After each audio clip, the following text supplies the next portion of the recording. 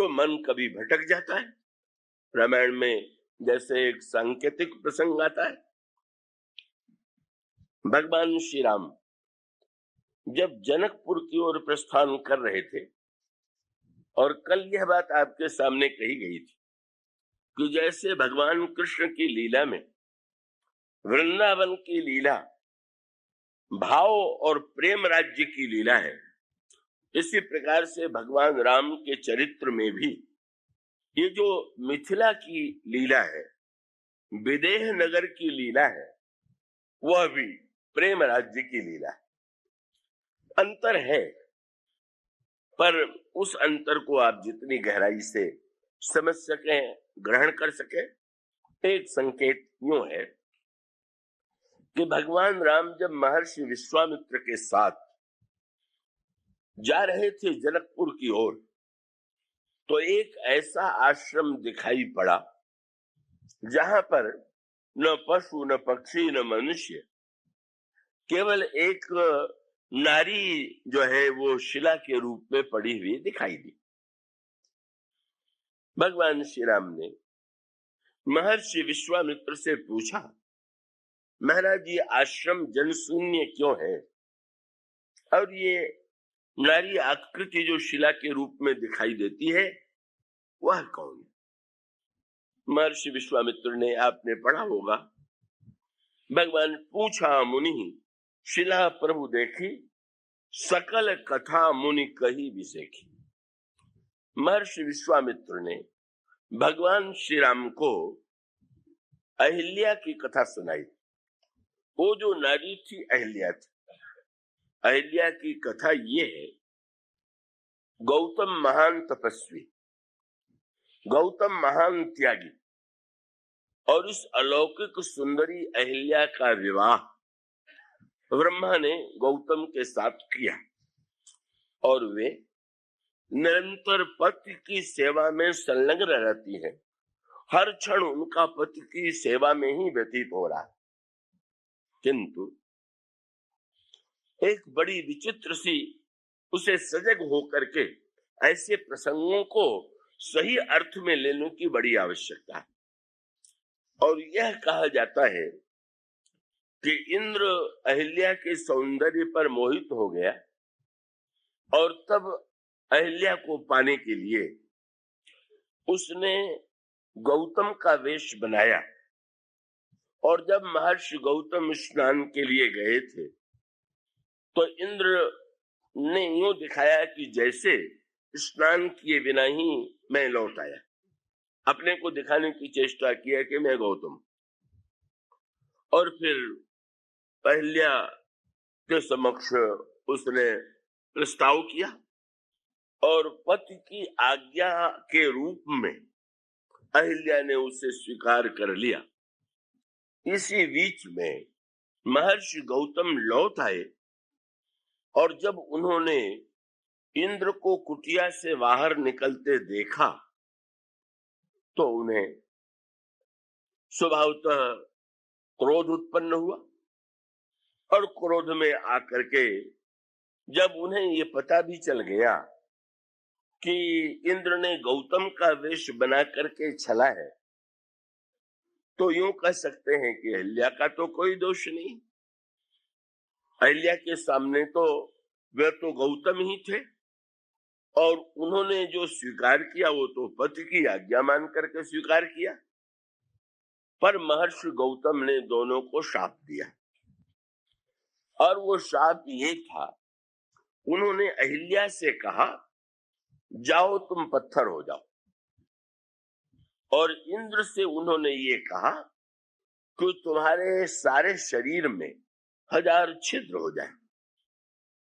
और तब दोनों चरणों में गिरे, और उसके पश्चात महर्षि गौतम ने यही कहा कि मैं तो शाप देने के लिए बाध्य हूं, पर तुम्हारा शाप से उद्धार होगा जब भगवान श्री राम जनकपुर की ओर जाएंगे महर्षि विश्वामित्र के साथ, और उनके चरणों की धूल का स्पर्श होगा तो तुम चेतन हो जाओगे।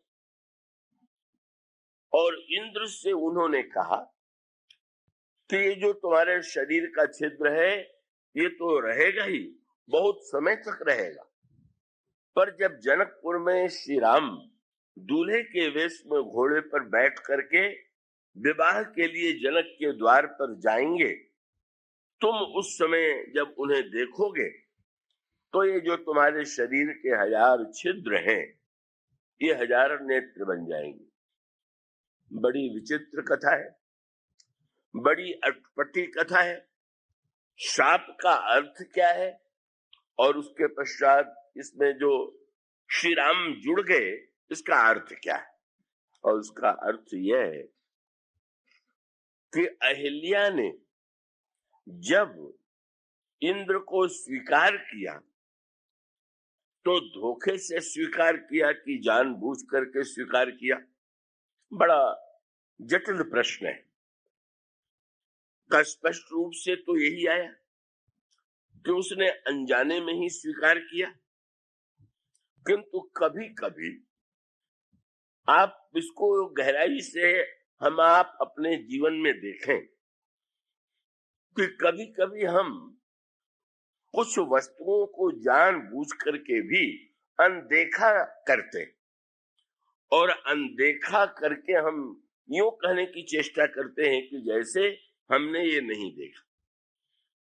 और उसका अर्थ क्या है कि जब कहीं मन तो बड़ा विचित्र है, इसमें गहराइयों में आप मन को कितना भी दबा करके रखिए, रखना ही चाहिए, पर कितना भी दबा करके रखें तो इसका अर्थ तो नहीं है कि मन की वासनाएं पूरी तरह से मिट गई या समाप्त हो गई। वो तो कहीं न कहीं कितनी भी गहराई में क्यों न हो छिपी हुई रहती है।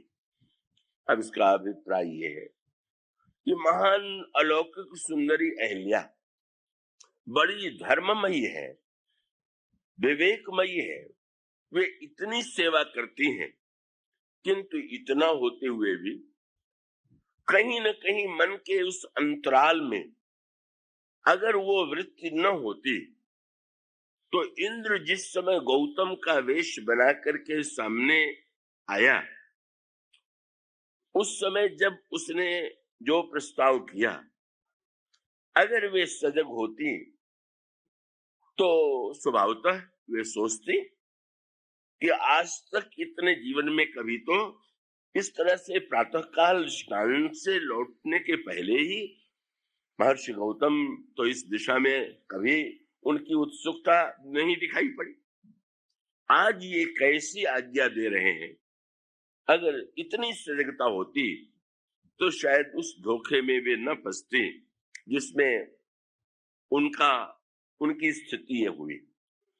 इसका अभिप्राय यह है, गोस्वामी जी ने एक बहुत बड़ी बात कही और वो बात इतने समझ की है कि गोस्वामी जी से जब पूछा गया कि आप मन की जितनी बुराइयों का वर्णन करते हैं ये बताइए कि ये बुराइयां किसमें हैं और किसमें नहीं।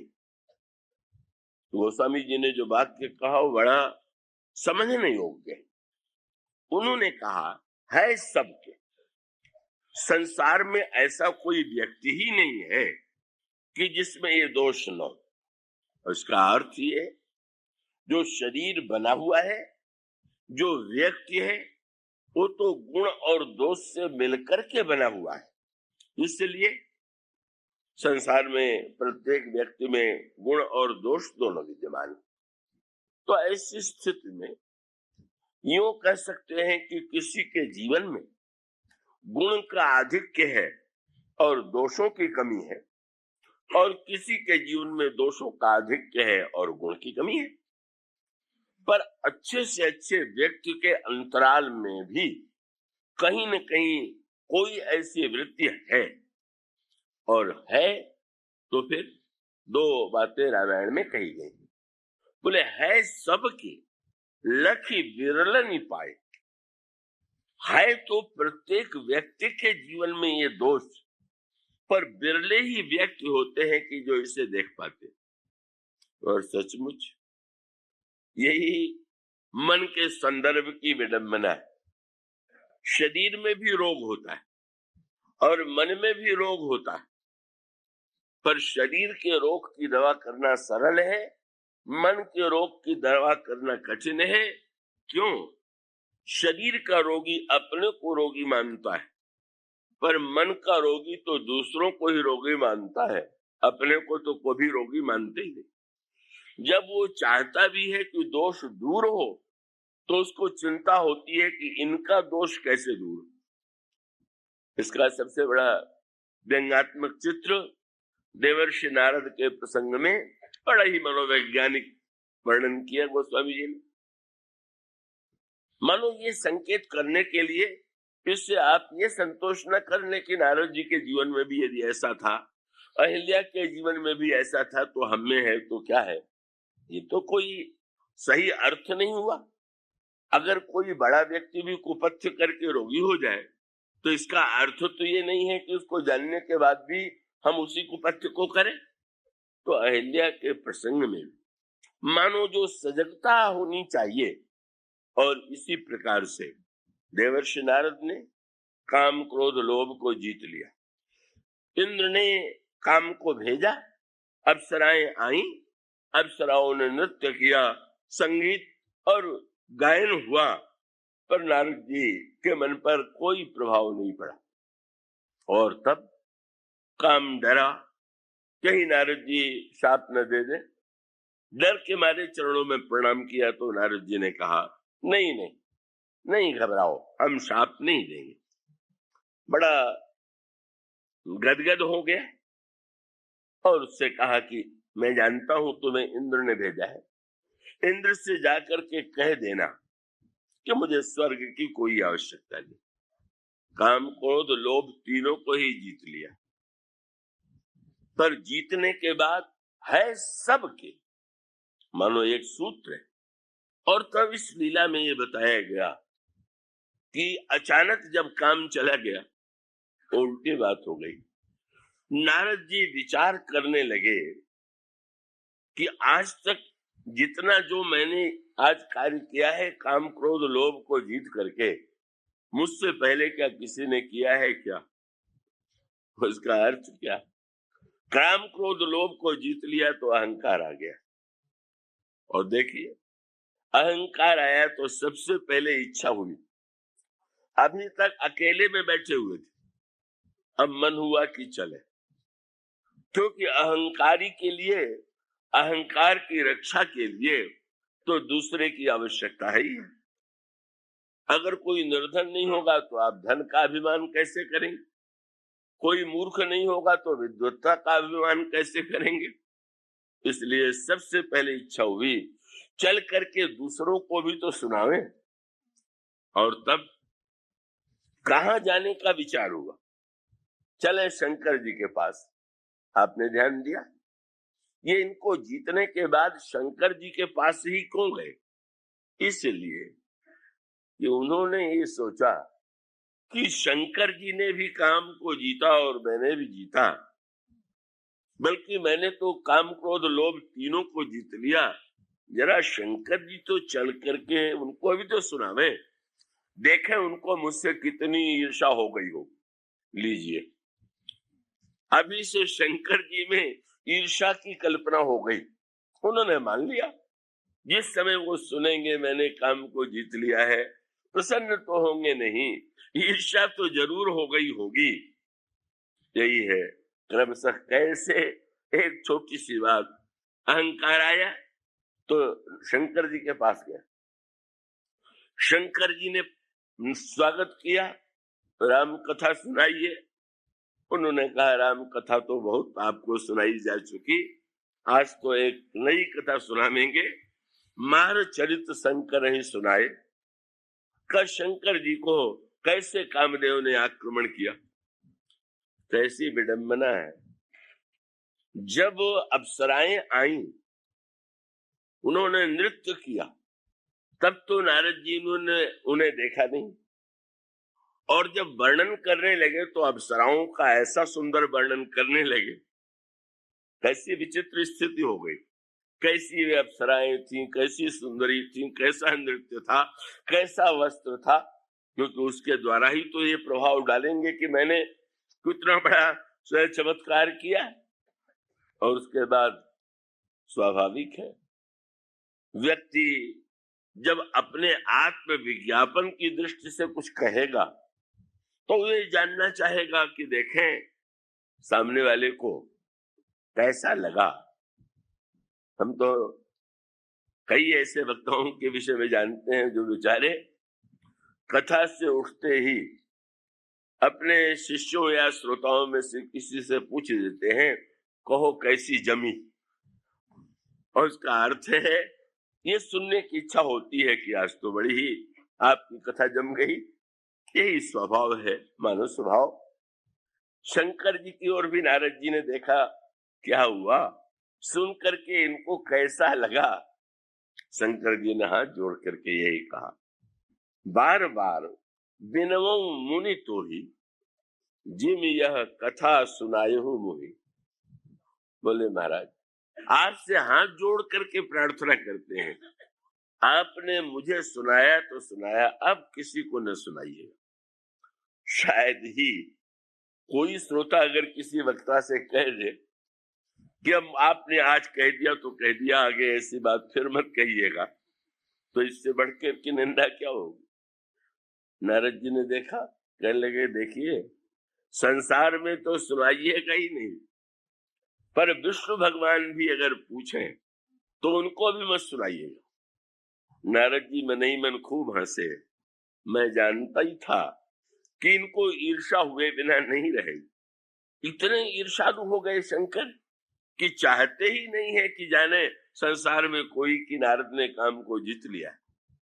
टटोलने के लिए शंकर जी से पूछ दिया, महाराज मैं तो आप कह रहे हैं तो नहीं बताऊंगा, पर विष्णु भगवान यदि पूछ दे तब। तो कह दिया, चले वो प्रसंग दुरायो तबो, अगर वो पूछे भी तो छिपा जाना। नारद जी ने मन ही मन सिर पीट लिया, शंकर जी का कितना पतन हो गया। ये भगवान से भी कपट करने की शिक्षा दे रहे हैं। कैसी विचित्र स्थिति। शंकर जी जब ये कह रहे थे कि विष्णु भगवान से भी छिपा लीजिए, तो क्या वो कपट की शिक्षा दे रहे थे क्या।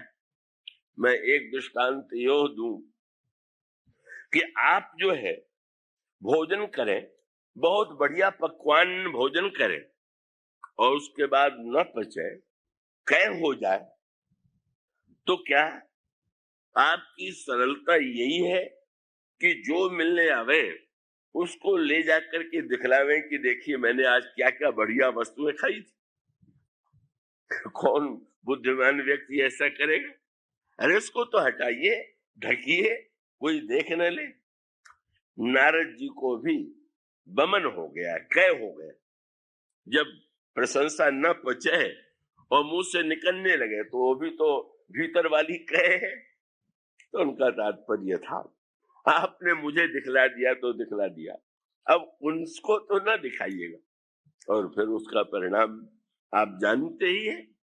मानो उसका अभिप्राय ये है, कैसे एक के बाद दूसरी वृत्ति जीवन पर अधिकार कर लेती है और अंत में उन वृत्तियों को बचाने का क्या माध्यम। नारद जी में भी षड विकार बाद में उत्पन्न हुए और अंत में भगवान की कृपा के द्वारा ही उनका विनाश हुआ। और इसका सूत्र ये है कि अगर कोई व्यक्ति यह दावा करे कि मैंने बुराइयों को पूरी तरह से जीत लिया है, तो ये तो धृष्टता है, अभिमान। वो बुराई तो किसी न किसी रूप में व्यक्ति के जीवन में आ जाती है। अहिल्या भी उसका अपवाद नहीं है। वे कितने भी पतिव्रता थीं, कितनी भी धर्मात्मा थीं, पर तपस्या के जीवन में रहते रहते उनके अंतःकरण में भी कहीं न कहीं वो जो अंतराल में छिपी हुई एक वृत्ति रही होगी, उसी ने मानो देखने में ऐसा लगा कि उन्होंने तो पहचाना नहीं, किंतु उसका मनोवैज्ञानिक अर्थ यह है कि उन्होंने उस समय विचार न करके जो मन की वासना थी, वो मन की वासना चरितार्थ हो गई। और तब इंद्र ने जानबूझ करके अपराध किया। और अहिल्या के प्रसंग में ऐसा लगता है कि जान करके नहीं, अनजाने में, पर उस अनजाने के पीछे भी एक सांकेतिक जाना पड़ा। अब आइए, भगवान राम का आदर्श क्या है? समाज का आदर्श तो वह है जो मुनि ने किया। महर्षि गौतम ने बड़े तपस्वी, बड़े त्यागी, और वो अपनी पत्नी से भी वही आशा रखते हैं। अगर एक क्षण के लिए भी धोखा भी खा गई तो क्यों खा गई, क्यों ऐसा हुआ, वो विश्लेषण करने लगे और उसके बदले में उन्होंने शाप दे दिया। यही होता है समाज में। अधिकांश व्यक्तियों का तो स्वभाव ये है कि अपने लिए चाहे जीवन में कुछ न हो, पर दूसरों से तो बड़ी से बड़ी आशा करते हैं। एक बार एक सज्जन ने मुझसे पूछा, महर्षि वाल्मीकि की रामायण को पढ़ करके लगता है कि राम मर्यादा पुरुषोत्तम है, और गोस्वामी जी की रामायण को पढ़ करके लगता है कि श्री राम बड़े कृपालु है। ये बताइए कि श्री राम मर्यादा पुरुषोत्तम है कि कृपालु है? मैंने यही कहा कि श्री राम तो दोनों ही, पर उसके साथ साथ एक वाक्य मैंने और कह दिया कि श्री राम ही नहीं, हम सब भी दोनों हैं। श्री राम मर्यादा पुरुषोत्तम, हम लोग भी मर्यादा पुरुषोत्तम। श्री राम कृपालु और हम लोग कृपालु, तब तो श्री राम में और हम में कोई अंतर नहीं है, आप में कोई अंतर नहीं। बोले एक अंतर है। क्या? बोले श्री राम दूसरों के लिए कृपालु हैं और अपने लिए मर्यादा पुरुषोत्तम है, और हम लोग अपने लिए कृपालु हैं और दूसरों के लिए मर्यादा पुरुषोत्तम। इतना ही तो अंतर है। जब दूसरे के चरित्र को देखेंगे, वाह, ऐसा लगेगा कि ये तो मर्यादा के मूर्तिमान रूप हैं।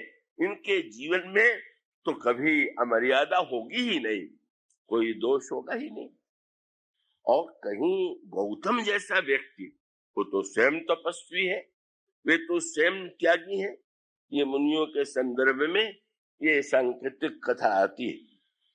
महर्षि जमदग्नि की पत्नी रेणुका, रेणुका भी बड़ी ही पतिव्रता, किंतु एक दिन जब वो स्नान करने गई तो वहां कोई गंधर्व अपनी स्त्रियों के साथ स्नान करता हुआ जल विहार कर रहा था, और उस दृश्य को देखने के लिए रेणुका रुक गई। विलंब हो गया। जब लौट करके आई तो महर्षि जमदग्नि ने पूछ दिया, तुम्हें विलंब क्यों हुआ? और तब वे चुप रह गई। उन्होंने देखा ध्यान करके, और उन्हें दृश्य दिखाई दे गया। इतना क्रोध आया, महर्षि गौतम ने पत्थर होने का श्राप दे दिया। और महर्षि जमदग्नि को तो इतना क्रोध आया कि उन्होंने अपने पुत्रों को बुला करके क्रमशः आज्ञा दिया कि इसका सिर काट डालो। इतनी कठोरता, इतनी निर्दयता, उन्होंने केवल दृश्य देखा था, लेकिन जमदग्नि को उतना भी सह्य नहीं हुआ। स्वयं जमदग्नि का चरित्र परम पवित्र था। पुत्र ने यही कहा कि नहीं, कैसे पिताजी हम माँ का वध करें? नहीं, अस्वीकार कर दिया। 3 भाइयों ने अस्वीकार कर दिया, तो परशुराम जी उनके चौथे पुत्र हैं। परशुराम जी से उन्होंने आदेश दे दिया, माँ का भी सिर काट डालो और अपने भाइयों का भी सिर काट डालो। बड़ी भयानक आज्ञा। रामायण में आता है कि जब श्री भरत ननिहाल से लौट करके आए तो उस समय श्री भरत जी से राज्य लेने का जब प्रस्ताव किया गुरु वशिष्ठ ने, तो यही कहा कि पिता की आज्ञा तो अनुचित भी हो तो मान लेना चाहिए। और उस समय उन्होंने परशुराम जी का ही दृष्टांत दिया। परशुराम पितु आज्ञा राखी, मारी मात लोग सब साखी। परशुराम ने तो पिता की आज्ञा से माँ का वध कर दिया, तो भरत अनुचित उचित विचार तज, जे पालहि पितु वैन, ते भाजन सुख सुयस के, बसहि अमरपुर ऐन। क्या वशिष्ठ जी का ये तर्क ठीक था? श्री भरत ने तो बिल्कुल नहीं माना। उन्होंने लाख दुहाई दिया कि ये पिताजी की आज्ञा है, पर उन्होंने क्यों नहीं माना? उन्होंने तो कह दिया कि पिता की आज्ञा हो, चाहे उचित हो चाहे अनुचित हो, पुत्र को मांग लेना चाहिए, उससे कीर्ति मिलेगी, उससे स्वर्ग मिलेगा। इस दोहे को प्रमाण मान करके कोई अगर आज भी वही व्यवहार करे तो कीर्ति मिलेगी और स्वर्ग मिलेगा कि सीधे कारागार और फांसी मिलेगी? कोई रामायण का दोहा, गुरु वशिष्ठ का वाक्य तो आपको नहीं बचा पाएगा। और इसका अर्थ इतना है कि वस्तुतः जमदग्नि की वो अतिरेकमयी मर्यादा की जो प्रवृत्ति है, क्यों हुआ, इन्होंने देखा भी क्यों उस दृश्य को, या गौतम की वो वृत्ति कि नाना कहीं न कहीं मन में वासना रही होगी, तब उन्होंने, अब परशुराम जी ने जब ऐसा कर दिया, ऐसा वर्णन आता है, तो उसके पीछे और भी एक कथा जुड़ी हुई है। उनको ये लगा कि यदि मैं आज्ञा का उल्लंघन करूंगा तो इनका क्रोध तो बढ़ता ही जाएगा, शायद शाप दे करके भस्म कर दे। और तब उन्होंने, पुराण यही कहते हैं कि भाइयों का मां का वध कर दिया।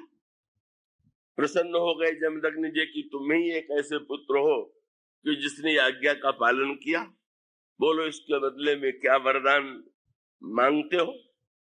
और तब उन्होंने कहा कि मैं चाहता हूं कि ये पांचों फिर से जीवित हो जाए, और उसके साथ साथ एक वरदान और दीजिए कि इनको याद भी न रहे कि मैंने इनका सिर काटा। मानो परशुराम जी ये समझ गए, वे जानते हैं कि जमदग्नि के तपस्या में एक क्षमता है, आवेश में दुरुपयोग कर रहे हैं, बाद में तो हम उसे परिवर्तित कर ही देंगे। तो इन कथाओं का तत्व यह है कि जो मर्यादा में नहीं होते वो दूसरों से मर्यादा की आशा करते हैं, और जो स्वयं मर्यादा में तपस्या में रत हैं वो तो स्वभावतः दूसरे से आशा रखें, ये बड़ा स्वाभाविक है। किंतु प्रश्न तो फिर वहीं आके अटक गया कि क्या रेणुका के लिए जो दंड दिया जमदग्नि जी ने वही सत्य है?